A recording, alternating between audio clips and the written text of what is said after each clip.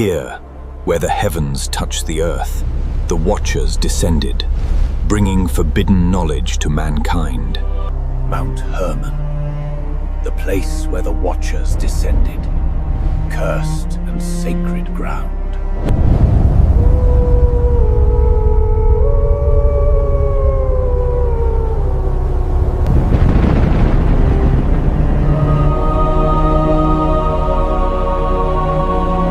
Look to the sky. They are falling. We must flee the village now. There is a mountain in the ancient world whose name is a confession.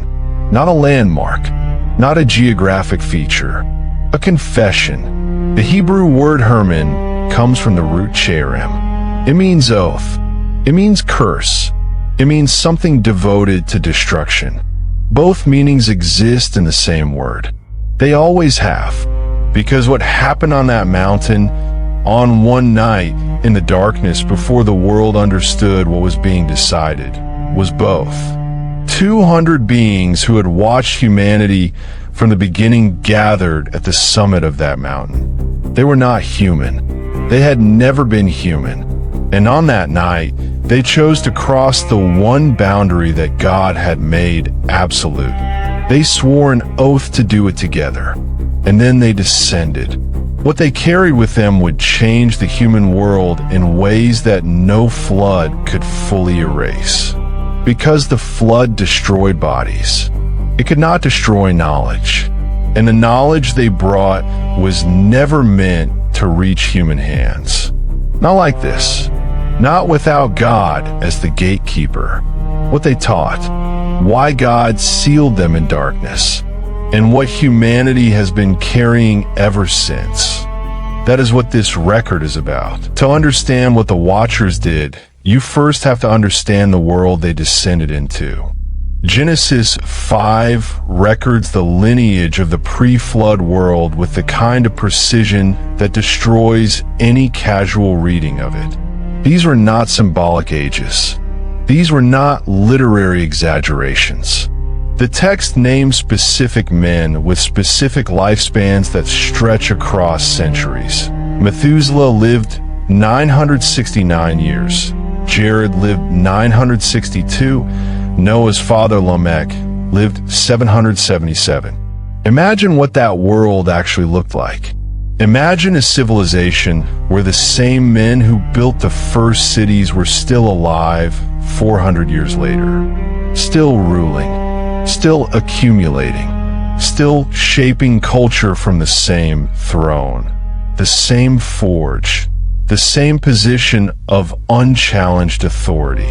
There was no generational change to reset the balance, no old age to humble the powerful, no death to redistribute what had been hoarded.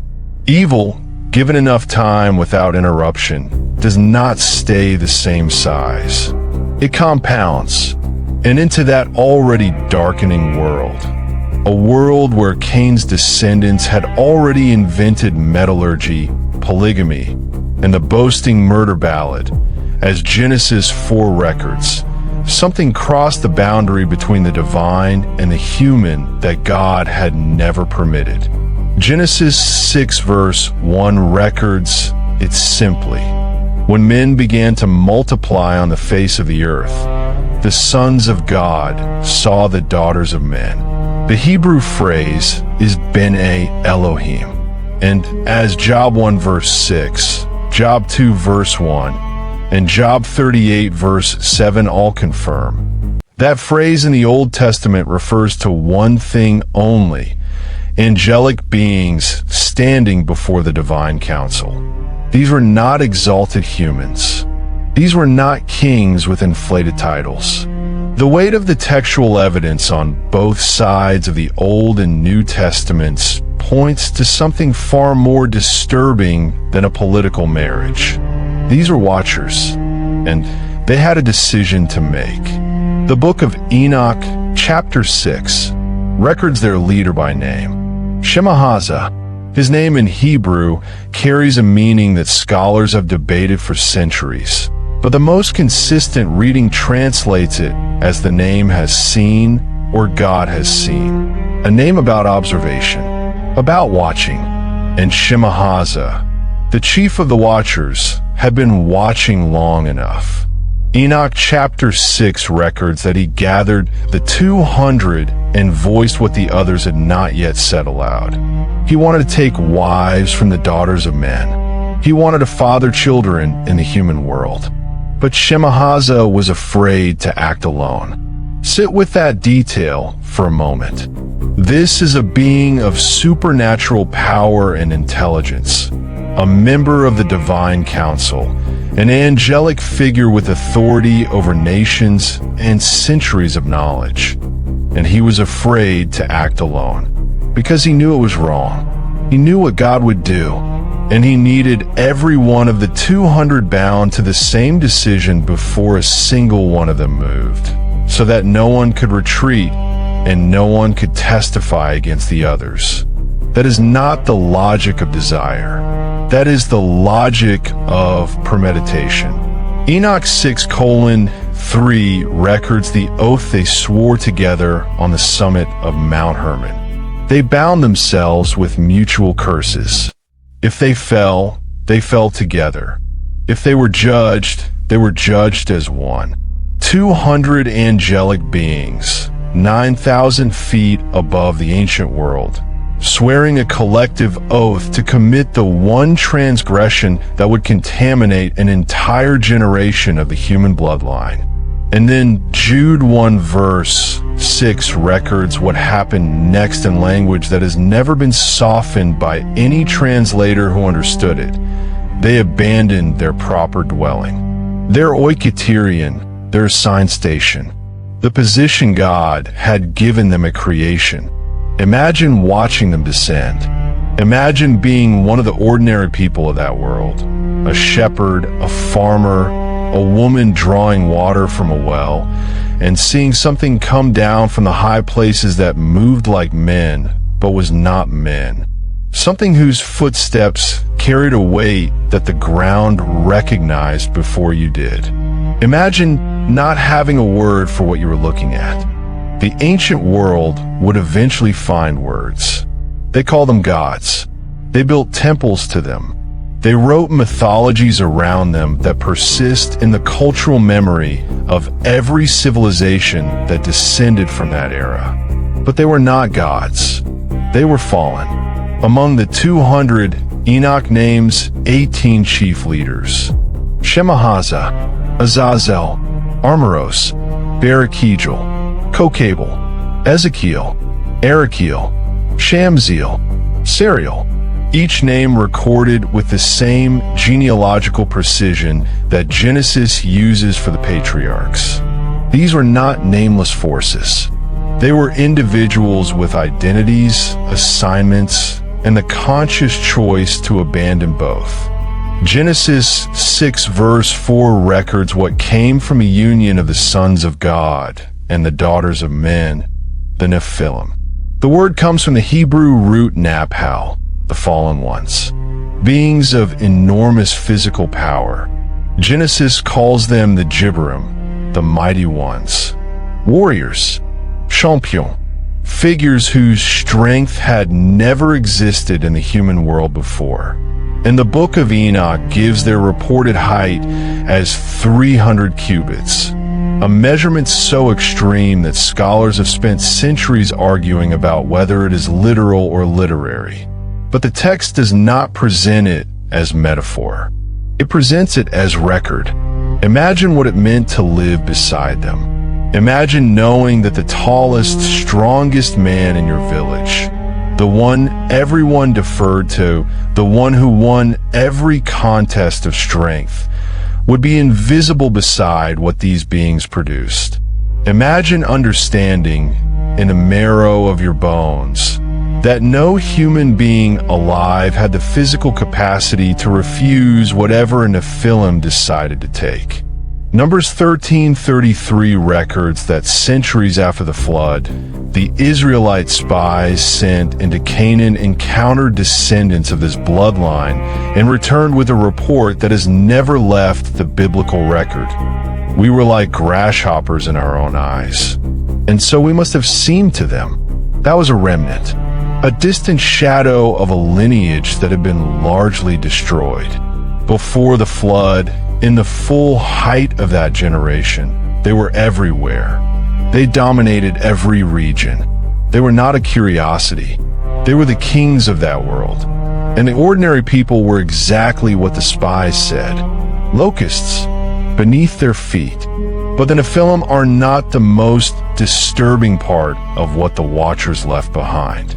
The most disturbing part is what they taught. Because the children of the Watchers could be, and eventually were destroyed. What they taught could not be. Knowledge, once transferred, does not die with the teacher. It moves forward. It multiplies. It passes from generation to generation in ways that no judgment short of erasing human memory entirely can stop. And the Watchers were not careless teachers. They were precise ones. The Book of Enoch chapter 8 catalogs the forbidden curriculum with the detail of a criminal indictment. Azazel, one of the 18 chief leaders, taught men the art of making swords. Not crude weapons, refined instruments of targeted death. Knives, shields, breastplates of armor. He taught them how to extract metal from the earth, how to heat it, how to shape it, how to harden it into something that could end a human life with a precision that bare hands never could. Metallurgy as a weapon system, delivered in full, by a fallen Watcher who understood exactly what he was handing over. Imagine a world that had known only stone, wood, and fire receiving overnight in a single generation. The complete technology of forged metal warfare. And then, in the same breath, Azazel taught women the art of ornamentation. Cosmetics, the enhancement of appearance. The seduction of beauty as a deliberate, cultivated power. The text places both teachings in the same verse. The forge and the mirror. The sword and the ornament. Violence and beauty were not opposing forces in that world. They were sister industries, born from the same teacher, delivered to the same generation, serving the same master. It is the same structure that Genesis 4 describes in the house of Lamech, the inventor of weapons and the inventor of music born under the same roof. Except now, the teacher was not a man. The teacher was a fallen angel with centuries of divine knowledge to give away.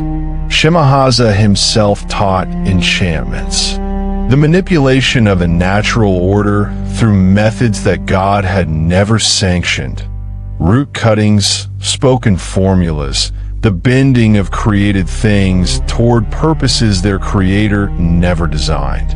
Barakijal taught astrology, not the observation of the stars as a form of worship toward their creator, but as a system for reading fate, predicting events, and bypassing the God who set the stars in motion in the first place.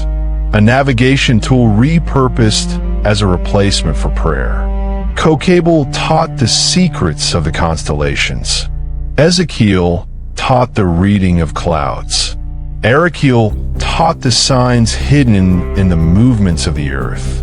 Shamziel taught the patterns of the sun. Serial taught the courses of the moon. In a single generation, the entire observable cosmos was handed to humanity as a toolkit for self-sufficiency. Here is how the universe moves. Here is how to read it. Here is how to know what is coming without asking the one who made it.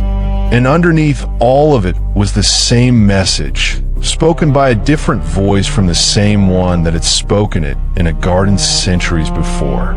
You can know this without God. Imagine what that did to a world that was already darkening without any supernatural assistance.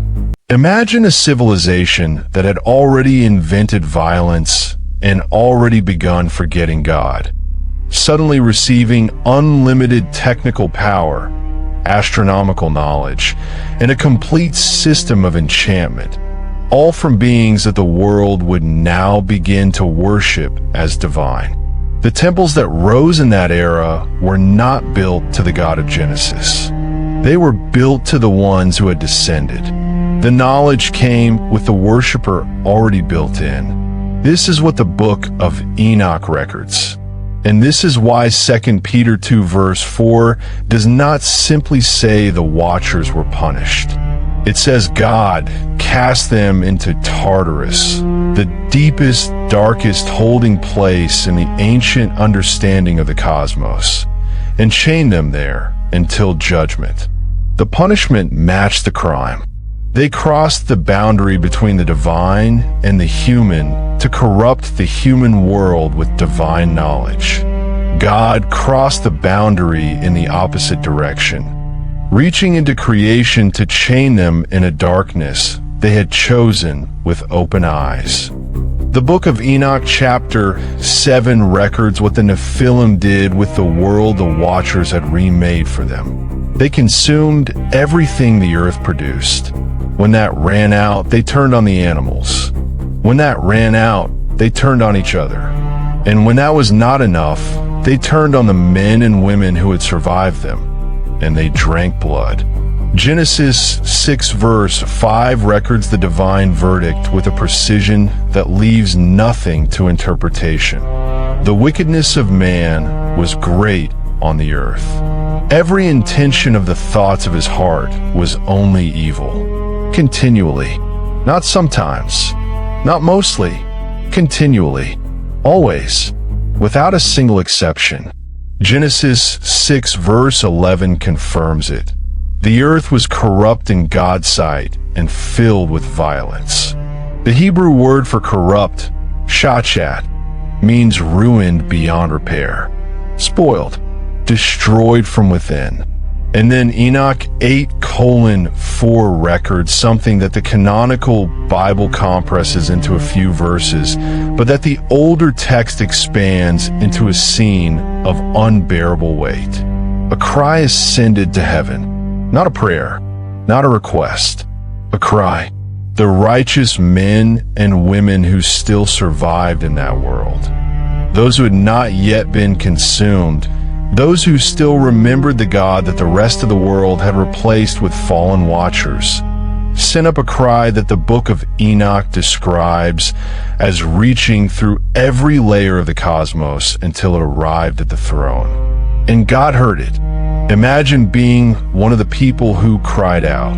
Imagine waking every morning in a world where the beings your neighbors worshipped were the same beings consuming everything around you, where the knowledge that had transformed your civilization had also armed it for a level of violence that no one had thought possible a generation ago, where the children of the fallen walked among you as rulers, and you had no recourse because no human being alive had the power to challenge what they had become. Imagine crying out to a God that the world around you had decided was no longer necessary. Imagine not knowing whether that cry would be heard. It was. The Book of Enoch chapter 9 records that 4 archangels, Michael, Uriel, Raphael, and Gabriel, looked down from the heavens and saw what had been done. They saw the blood, the enchantments, the knowledge spreading like a fire that had been deliberately set in the driest possible season. And they brought the report to God. Enoch chapter 10 records what followed with the precision of a legal judgment. Raphael was sent to bind Azazel, the one who had given humanity the technology of warfare and the weaponry of seduction, hand and foot, and cast him into the darkness of a place called Dudiel, a desolate valley, a place of absolute isolation, buried under rocks, in darkness, to remain there until the day of the final judgment, when he would be cast into the fire. Gabriel was sent against the children of the Watchers, the Nephilim, to turn them against each other until they had destroyed themselves by their own violence. The giants who had consumed the earth were to be consumed by each other. No external army, no divine lightning, just the nature they had inherited turned inward until nothing remained. And Shemahaza, the leader, the one who had stood on the summit of Hermon and voiced the oath, the one who had gathered the 200 and bound them to a decision he already knew was catastrophic. Enoch records that he and the remaining Watchers were bound in the valleys of the earth, chained under the hills, imprisoned in darkness to await the judgment of the age. Jude 1 verse 6 confirms it in a single verse. The angels who did not keep their positions of authority but abandoned their proper dwelling. God has kept them in darkness, bound with everlasting chains for judgment on the great day. They're not free. They're not wandering. They're not influencing the earth from a position of liberty. They are chained in darkness, waiting. But there is one detail in this narrative that almost no one who reads it notices. Before the judgment was executed, before Raphael descended toward Dudiel and Gabriel turned the giants against each other, God sent a messenger to the Watchers first. The messenger was Enoch, the only man in the pre-flood world who had walked closely enough with God to be trusted with this errand. The Watchers asked Enoch to write a petition on their behalf, to carry it to heaven, to ask for mercy. Enoch wrote it. He carried it, and then he fell asleep and had a vision, and in that vision God gave him the answer to deliver back. The answer was no. Enoch 14 records God's response to their petition. You were in heaven. You knew the mysteries. You had knowledge that the righteous on earth never possessed. You had no lack. You had no need. And you looked at the human world and chose to go down. You cannot now ask the humans you corrupted to pray for you. You should be praying for them. Imagine carrying that answer back. Imagine being Enoch, a man, fully human, standing before 200 chained supernatural beings and reading them the divine verdict that there would be no appeal. The Book of Enoch records that Enoch wept. The flood came. The Nephilim destroyed each other. The Watchers were sealed in the deep places of the earth, and the world that had been built on their knowledge was buried underwater until nothing above the highest mountain remained.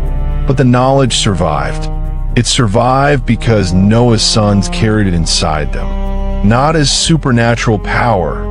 That bloodline had been protected, but as cultural memory, as inherited pattern, as the deep architecture of a civilization that had been formed in the presence of fallen teachers and could not fully unform itself just because the teachers were gone.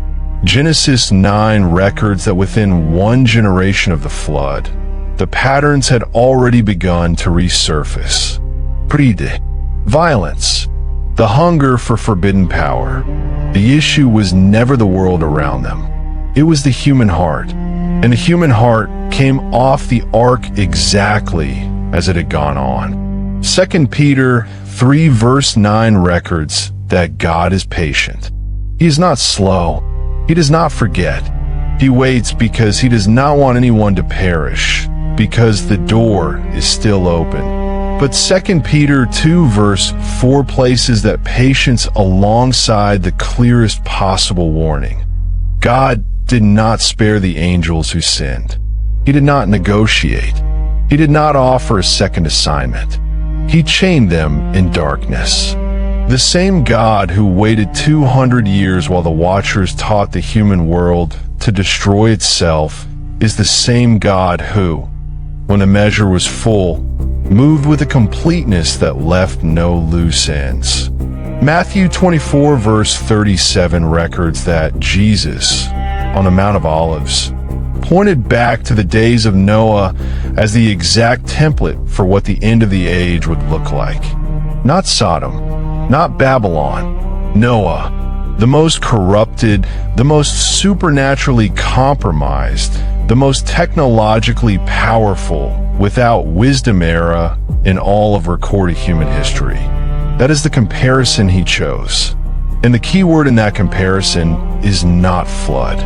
It is unprepared, not ignorant, not rebellious, simply not paying attention, living in the ordinary rhythm of eating and drinking and building and trading, while the signs that something was closing multiplied around them every morning.